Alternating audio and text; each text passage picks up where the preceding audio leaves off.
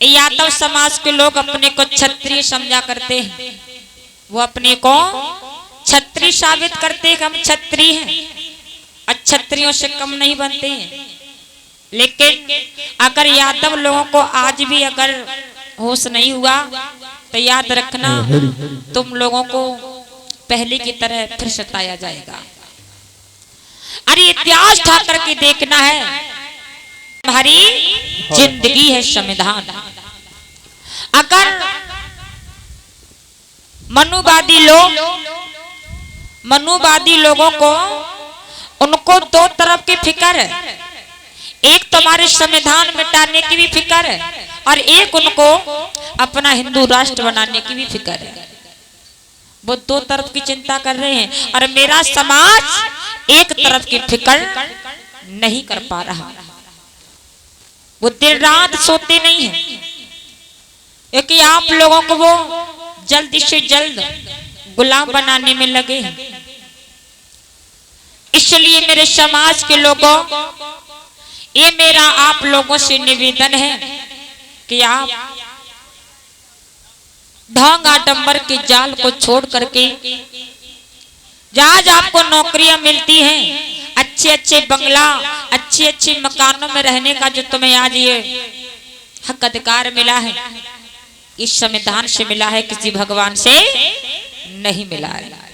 भगवान तो कोई नहीं है, ना भगवान पहले पैदा हुआ, ना भगवान आज तक था, ना भगवान कभी होगा।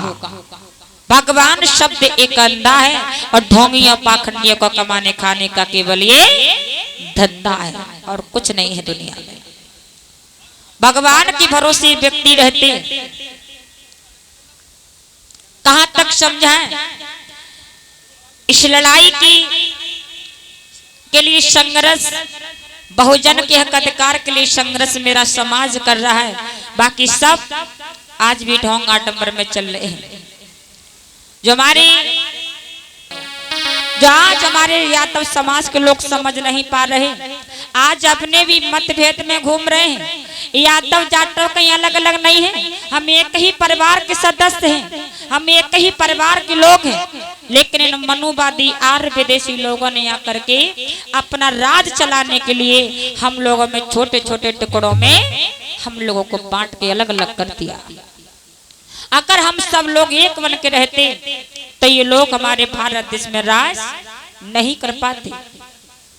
आज भी 22 जून की जिला इटावा की घटना है।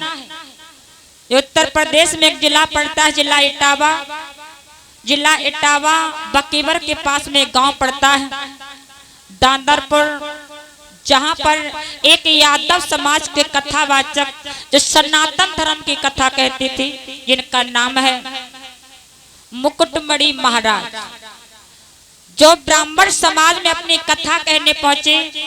एक दिन से दूसरा दिन व्यतीत हुआ। मेरे समाज के लोगों, आज भी समाज में भेदभाव, छुआछूत फैली हुई है। जो यादव समाज के लोग अपने को क्षत्रिय समझते हैं, अपने को ऊंचा समझते हैं। अगर तुम ऊंचे थे, अगर तुम उच्च वर्ण में आते हैं तो तुम्हारी चोटी उन लोगों ने क्यों कटवा ली जाकर? आप तो कथावाचक हैं, आप तो शास्त्री थे, लेकिन तब भी तुम लोगों पर दया नहीं आई उन लोगों को। जहां चोटी रखाई हुई मिली, ब्राह्मणों को पता नहीं था कि ये यादव समाज का कथावाचक है। जब उनको पता नहीं था, बाद में पता चला कि ये तो शूद्र वर्ण के कथावाचक हमारे यहाँ पे आकर के इन्होंने हमें अपमानित कर दिया, हम तो अशुद्ध हो गए।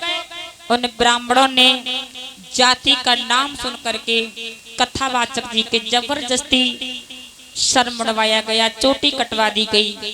चोटी कटवाने के बाद उन्होंने कहा कि आप अभी अपवित्र हो, लेकिन हम तुम्हें पवित्र करके भेजेंगे। अपनी पंडितान को बुला करके मूत्र करा करके और उसको पंडितान के पैरों में नाक रगड़वा दी और मूत्र से पवित्र किया। अब तक तो गौमूत्र पवित्र बता दिया, लेकिन अब पंडितान का मूत्र पवित्र बता दिया। ऐ मेरे समाज के लोगों, जो आप जिन भगवानों की आप कथा कहते फिर रहे हो और तब भी आप लोगों को इतना दंडित किया गया। और ब्राह्मणों ने कहा कि मेरा जो खर्चा हुआ वो खर्चा दे के जाओ, जो चैन एंती सोने की वो भी उतार ली है। जब तुम इतने बड़े बड़े भगवानों में शक्ति बताते हो, जब तुम्हारी भगवानों में शक्ति है, तो तुम्हारी चोटी क्यों कट गई? कोई भगवान तुम्हें बचाने को क्यों नहीं पहुंचे? जिन्हें आप कन्हैया भगवान को इष्ट देवता कहती हूँ, लेकिन वो भी तुम्हें बचाने को नहीं पहुंचे। इसलिए मेरे समाज के लोगों, आज भी तुम्हारे लिए समय है जागने का। यादव भाइयों से मेरा निवेदन है, अभी आप लोगों को यही नहीं पता है कि हमें कहाँ लड़ना चाहिए और कहाँ नहीं लड़ना चाहिए। हम सबसे समझाते चले आ रहे हैं, जितने बुद्ध कथावाचक हैं, कि आप इन भगवानों की दुनिया को छोड़ करके अपने सही रास्ते पर आइए। हमने भगवानों के बारे में बोल दिया तो यादव लोगों ने मुझ पे मुकदमा कर दिया। किसने किया? यादव ने किया। लेकिन आज मेरा उन लोगों से कहना है, आपको यही नहीं पता कि हमें कहाँ लड़ना चाहिए। इन यादव भाइयों को ये नहीं पता कि हमें कहाँ लड़ना चाहिए। हमारे हक अधिकार को छीने ब्राह्मण लोग बैठे हैं और आप अपने से लड़ने आते हो। अरे लड़ना है तो उन लोगों से लड़ो जिन्होंने तुम्हारे भारत देश में उन्होंने ढोंग आडंबर फैला रखा है। इसलिए मेरे समाज के लोगों, मेरा आप लोगों से ये निवेदन है, कहना है कि अभी भी तुम्हारे लिए संविधान नहीं आपकी शान है, संविधान ही आपकी जान है। अगर संविधान को तुम लोगों ने आज भी नहीं उठा पाया तो आप इसी तरीके से जगह जगह पर अपमानित किए जाओगे। बड़े बड़े भगवान तुम्हारी दुनिया में हैं, लेकिन तुम भगवानों की कथा कह रही हो, तुम उनके भगवानों को मानते हो और तब भी तुम्हारा उन्होंने